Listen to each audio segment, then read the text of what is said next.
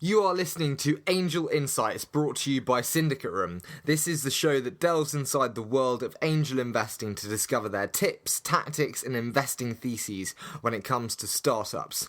And joining us today is Heather Cabot. Heather is co-founder of GeekGirlRising, which aims to unleash the power of women in tech. She's also an active angel investor and a former ABC news correspondent, and an anchor with more than 20 years of experience as an on-air reporter. Since 2007, she served as a digital trends expert for Yahoo, appearing regularly on TV, including for Today, CNN, MSNBC, and many more. And if that wasn't enough, Heather is also a professor at Columbia Journalism School in New York, and you can find her writing at www.heathercabot.com, and you can learn more about Geek Girl Rising at www.geekgirlrising.com. But enough from me, so it's now time to jump into today's interview with Heather Cabot. Heather, welcome to Angel Insights. It's an absolute pleasure to have you on the show. Thanks for joining us. Thanks for having me. Now, I'd love to start off by hearing, how did you get into investing? So I got into investing in sort of a very roundabout way. By training, I'm a journalist. I've been a reporter for more than 20 years.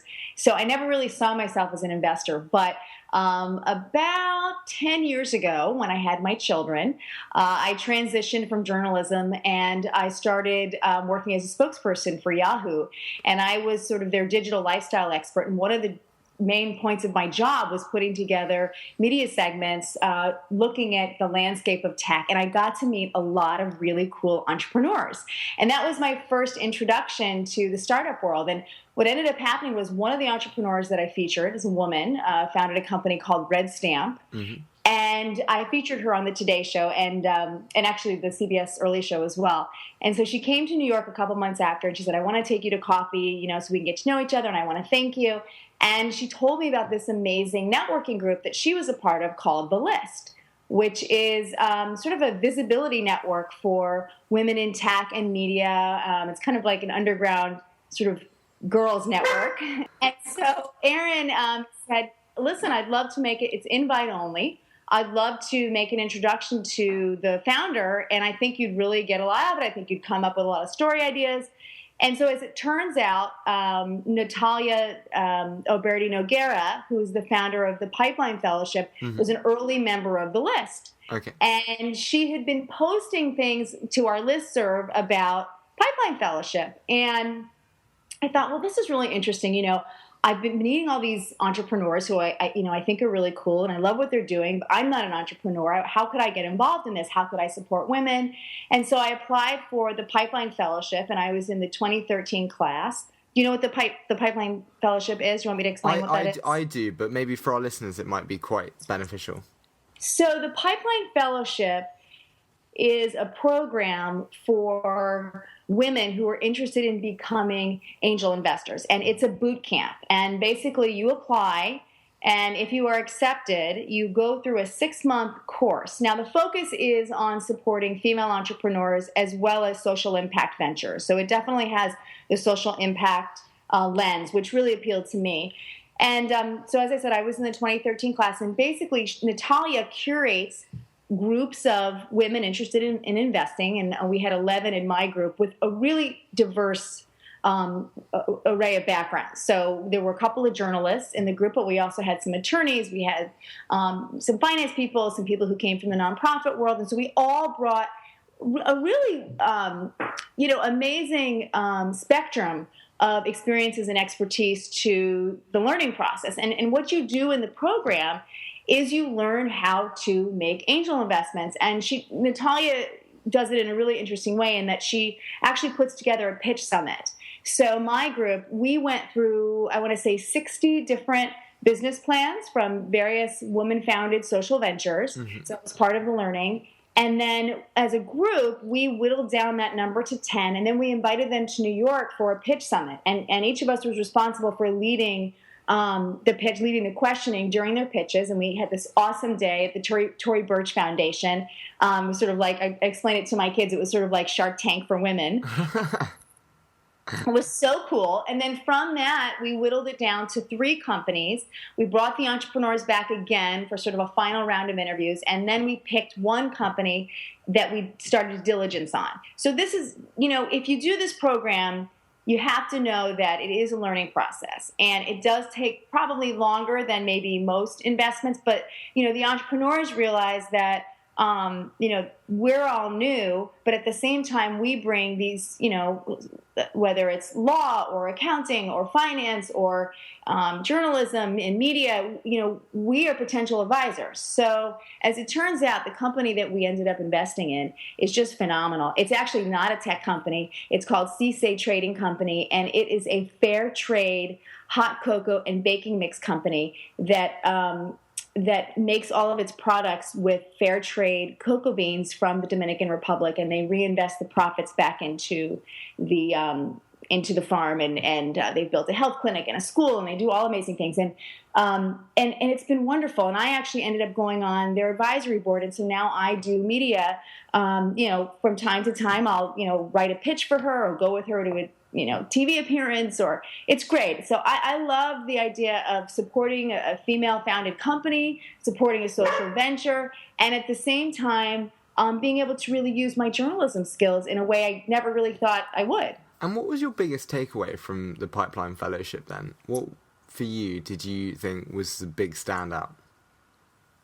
Well, I think for me personally, it was that I had no idea how valuable my skill set could be to an entrepreneur, and that there could be really amazing, meaningful opportunities for me to help other people in that way and create jobs and also make some money. I really wasn't thinking that I just didn't know that was a possibility. So that's number one. And I think the other takeaway is that I didn't realize how much power that I actually have. I mean, I'm not a venture capitalist. I'm not investing, I'm not doing $100,000 deals.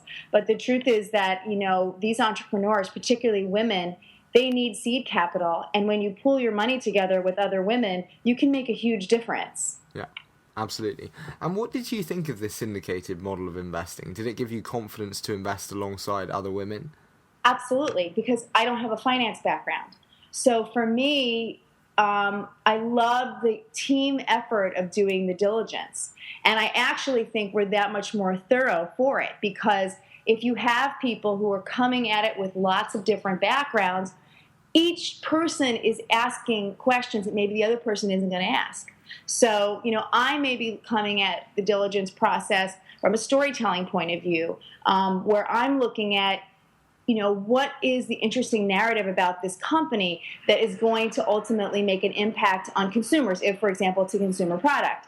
Somebody else may really be able to look under the hood at the books and really do an analysis of the finances. And I'm not going to be able to do that. I've done deals where we had people who had a very specific expertise in marketing, or even more specific in that, we had somebody at Golden Seeds so CSA ended up going for another round of financing, and I've since become a member of Golden Seeds. And, we had people who were looking at that deal who actually had experience working in the food industry, who knew to ask the right questions. So I think investing as a group, particularly as a woman and as a novice investor too, I think it's terrific. And I think women are really collaborative. And I will say, in terms of Golden Seeds, we do have men who are members of Golden Seeds as well, the Golden Dudes. I think they bring a fabulous perspective too. But I love the idea of going in as a group. I think it's great. And what would you advise people then looking to join a group or network? Is there anything they should kind of look for or watch out for? Should they go for people of similar age, similar social backgrounds? What are your thoughts? Well, that's a really interesting question, because I would say that in terms of Golden Seeds, I definitely skew on the younger side. Mm-hmm. And there's sort of this informal group known as sort of the seedlings. And I'm more in that demo, and I think we have a lot more of the people more of my parents' age. But that's good and bad because they also bring a lot of experience. And some of these people are in a position, I have young kids. I'm in a different part of, phase of my life. Some of these people, their children are grown, their responsibilities are different, and they have much more wealth to invest. So they may do multiple deals, and there's so much I can learn from them. So I think that if you go into it with an open mind and recognize that this is a learning process, and again, I'm speaking as somebody who is not a career investor. I'm speaking as somebody I'm a journalist. So I personally like having this diversity of views. I think it makes my investing decisions, I'm much more comfortable with my investing decisions when I know that there are other people also asking questions that I might not think to ask. And your value add then is most definitely in the media and the narrative and the story of the business, yeah? Absolutely. So how then do you, in terms of involvement in each company, what type of involvement do you take? And do you ever kind of worry that you're being too involved or too not involved? How do you know what's the right level of involvement? Well, I'm still learning as I go, but what I love is, so first of all, and I know you're going to ask me about my investing ethos later, but I typically invest in companies, and not only invest in them, but even advise companies and help entrepreneurs who I think have a really great story. And so, and a story that I think could, help them promote what they're doing. So that's number one. And also for entrepreneurs that actually need my help. So I probably wouldn't invest in a company where the person already has a media background or like they understand PR, because I don't know, as an angel investor, I don't think I like being involved in that way. And so all the deals that I've done, they've needed that kind of help. And it really ranges. I mean, it could be, some entrepreneurs, I'm on the phone with them at times, once a week, or we're emailing. As I said, sometimes I've actually gone on media appearances one founder that I work with, because my background is TV. I mean, we even went shopping for her outfit and we got her makeup and then I went with her to the appearance and, I was helping her beforehand, emailing with the producer. And, I love that. Luckily I had the time to do it. So I did. There are other times when they've brought me in. There's a company I invested in called Project Gravitas, which is an apparel line that has shapewear, or what you might know as Spanx, sewn into the dresses. And the whole idea of it is, having, women want to feel confident in what they're wearing. And, she really, her whole idea is about sort of being empowered through your clothing. And so there have been times when they've brought me in to brainstorm about campaigns that they're doing or videos that they're doing. And I'll go back and forth with her with, whether it's on email or, I'll go into the studio and actually sit with the team and, be there for a brainstorming session. So, or I'll write pitches. I do that too. I won't actually pitch because I'm still working as a journalist. I won't pitch my friends on stories. But I will write a pitch for them. So, for example, one of the founders, launched new packaging, and she sent me a list of she really wanted to hit trade publications. So I helped her sort of wordsmith the pitch and kind of think about what's the angle, and I try to do that with all the people that I work with, to try to help them understand how news works, how news coverage works, how, so what some of the strategies are to actually get coverage. And what strategies would you say then you look at? What makes a good story when you look at a deal coming across you? What makes you think, oh, that's a great narrative? Well, I always root for the underdog. So I love stories of people who first of all, I love the fact that entrepreneurs take these huge risks. And, it's this all or nothing. And there's this fearlessness about them. So anybody's sort of backstory that has some aspect of that, I absolutely gravitate to. The woman who founded Project Gravitas, she had worked at McKinsey for many years. She covered their fashion and luxury line. That was kind of part of what her background was.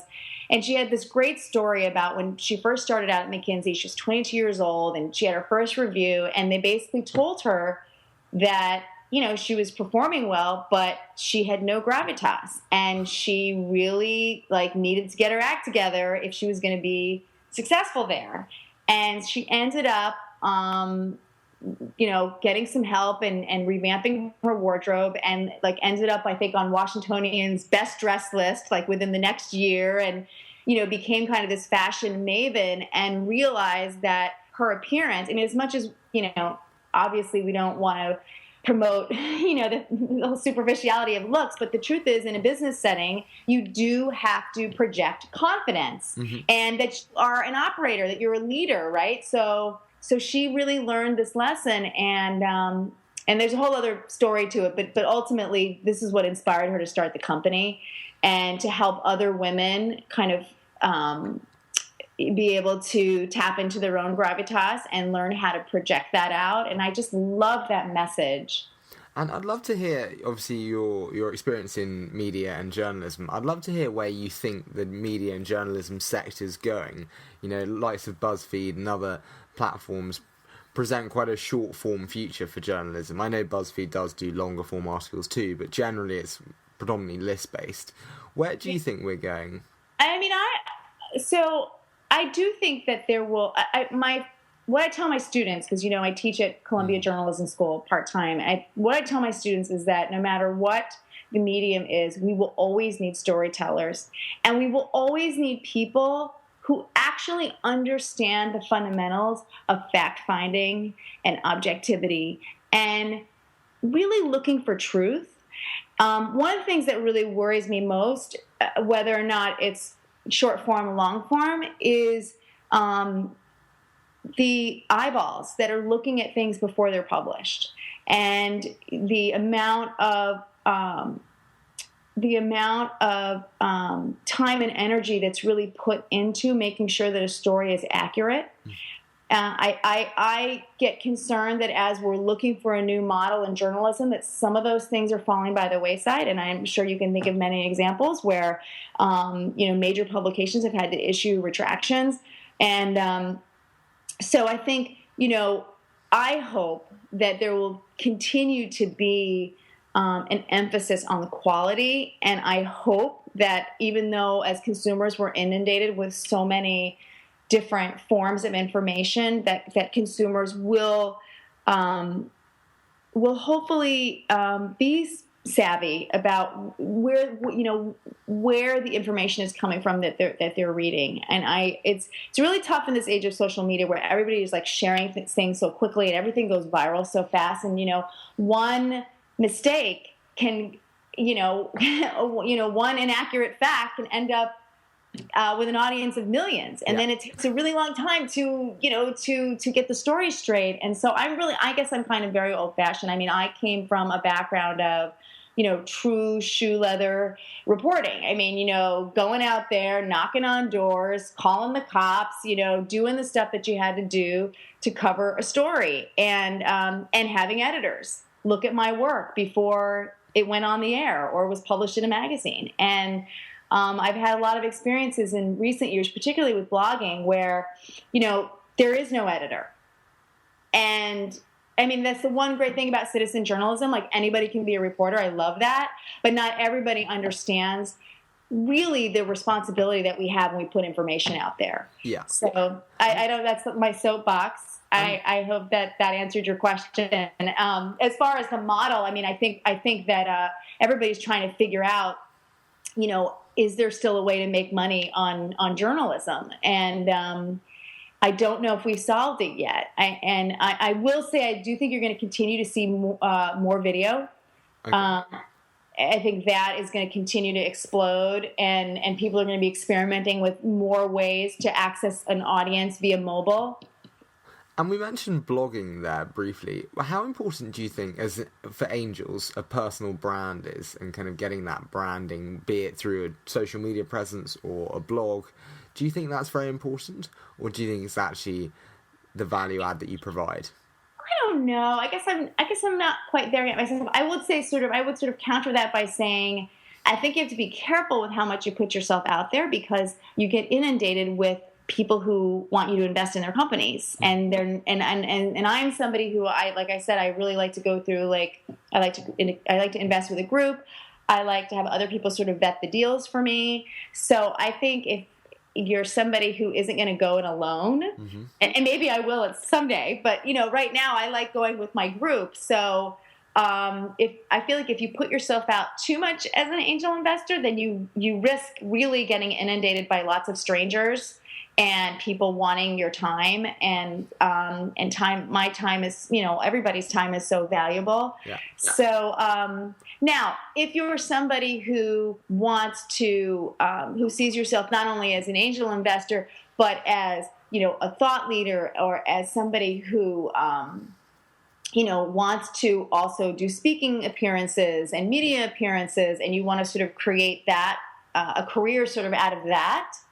That's a different story. Or you want to write a book about it. I mean, I think you can use angel investing as a platform to do other things, but then you also run the risk of, there are conflicts that can arise. So I think it's great for entrepreneurs to hear from angel investors. I think that and particularly among women entrepreneurs, I don't think they have enough access. So, I mean, I do a lot of calls with women who, I volunteer at the Columbia Entrepreneurship Program as well. And, I will do calls from time to time with just young startup founders that they just want to understand, how it kind of works. And so I think you're doing a service by putting that information out there. So do you think that's the biggest reason for the misrepresentation then, the lack of access? Do you think that's it, or the lack of role models, or the lack of funding going to female entrepreneurs? What do you think it is? I think it's all of those things. I think a lot of women, and I'll tell you, I went to, it was this great event a few weeks ago. It was the She Hacks New York hackathon. It was a hackathon for women, in which what they did was they partnered female entrepreneurs with female software developers, and they spent 48 hours hacking away on different business ideas together. And one of the big reasons when I talk to the founders about why they do this event is confidence, is giving these female entrepreneurs and software developers kind of a safe space to throw their ideas out there and experiment and take risks. And I think oftentimes, and I heard this a lot at the Grace Hopper conference, which I told you I was at last week.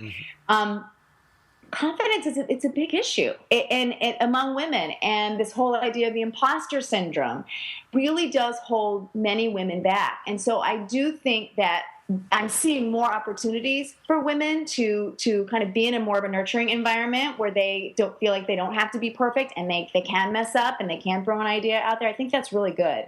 So I think that's one thing. I agree, female role models, absolutely. And obviously we need more female VCs and more angel investors who are women. I just think that if you have if you have a product that is focused on a female demographic or solving a problem that women can relate to, I mean, you could have the most open-minded men sitting in a room, but they may not really fully be able to empathize with whatever that problem is. So I do think when you have more, and it's not just women, it's just diversity in general. If you have more people in the room as decision makers who bring various points of view to the table, you're gonna be able to find deals that are perhaps going to meet a market you wouldn't have considered. Yeah. So I think it's really important. And then if it's okay with you, we're going to dive into a quick fire round now. Okay. So your favorite newsletter or blog? Okay, so I was thinking about this. I read so many, but one that I really enjoy that I started reading a couple months ago is called, I'm going to say it wrong now, it's called The Mashup Americans. Okay. And it is this cool weekly newsletter that curates all the news from the week about Americans who are living a sort of multicultural life. Okay. So, so I'll just give you an example. So I'm Jewish, my husband's Hindu, and I love reading stories about just the multicultural landscape in the U.S. and how different families and people are navigating that, new traditions they're creating, how they deal with, things like unconscious bias. It's just I find it really fascinating, and also my kids are at an age now where they're really kind of starting to navigate the world independently, more than us. They're in fourth grade now. I have twins, so it's just interesting to kind of read how other families are doing it. So they sort of cover multiracial, multicultural, interfaith families. It's just a cool newsletter. I also regularly read. I get the Tech Cocktail newsletter, which is a great roundup. I get Gary's Guide. What else do I read? I always read the Medium Digest. I think there's a lot of really great stuff on Medium. Fantastic. So awesome. The best productivity tool. So recently, because I'm writing a book with a co-author, and this may sound really simple, but I use Google Docs like all the time. And it's so great because she and I kind of like it better than Dropbox, but because she can kind of see when I'm editing and I can see when she's editing, and we can even be on the phone and edit a document together. And I really like that. I feel like it's my co-author is in Silicon Valley and I'm in New York. So for us to be able to do that is so helpful. I mean, we've been working together for almost a year, and we were not in the same city together until last week when we were in Houston at the Grace Hopper Conference. That was the first time. And then the most inspiring female for you personally, and why? Okay, this is a cliche, but it's my mom. No, that's sweet. I was expecting Sheryl Sandberg, so... Well, she's an amazing role model too. I mean, there's so many high-profile women who I respect. My mom is my role model because I really think, so I'll just give you a little background. My mom is getting a PhD in comparative religion right now, and she's about to turn 68, and she's, raised 4 kids, always managed to find something that was intellectually stimulating for herself, even while being home with us, and always had something going on professionally while we were growing up. And I really loved how she had that balance in her life. And that's really, kind of how I'm trying to live my life. And I felt like she was always very present with us, but at the same time, whether she got a master's in journalism when I was in high school. And now, she's writing her dissertation, and I love it. I just think the last thing I'll say is that a number of years ago when I first had my kids, we had this big talk, and I was saying, oh, well, this is what I think I want to do in 5 years. This is when I was still at Yahoo. And I was like, this is kind of my plan for 5 years. And she's like, no. You need to be working on your 20-year plan.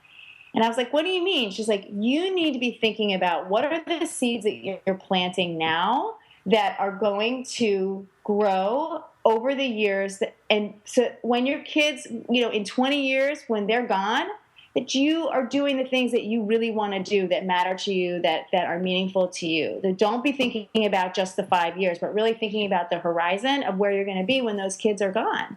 And I thought that was it's so true, because you do, as a mom, I mean, you do kind of live moment to moment. It's like very labor intensive. But, and I'm very fortunate that I don't have to, I don't go to an office every day, but I've always, like my mom, I've always found projects and things that give me intellectual and spiritual satisfaction. Well, Heather, thank you so much for coming on the show. I've so enjoyed having you, and I'm so grateful for you for giving up your time. And again, I would like to say a special thank you to Heather for giving up her time today to be on the show. So amazing to hear the incredible insights. And if you can't get enough of Angel Insights, head over to Twitter and follow us on @SyndicateRoom. And if you would like to learn more about SyndicateRoom itself, you can check it out at www.syndicateroom.com. But before we leave you today, a special thank you to Plantronics, a global leader in audio communications for businesses and consumers. They have pioneered new trends in audio technology, creating innovative products that allow people to simply communicate. From unified communication to Bluetooth headsets, which we are using here at SyndicateRoom. They deliver uncompromising quality. Plantronics is used by every company in the Fortune 100, as well as blue lights, air traffic control, and various mission-critical applications for those on the front line. And as always, thank you so much for listening, and we look so forward to seeing you in the next episode.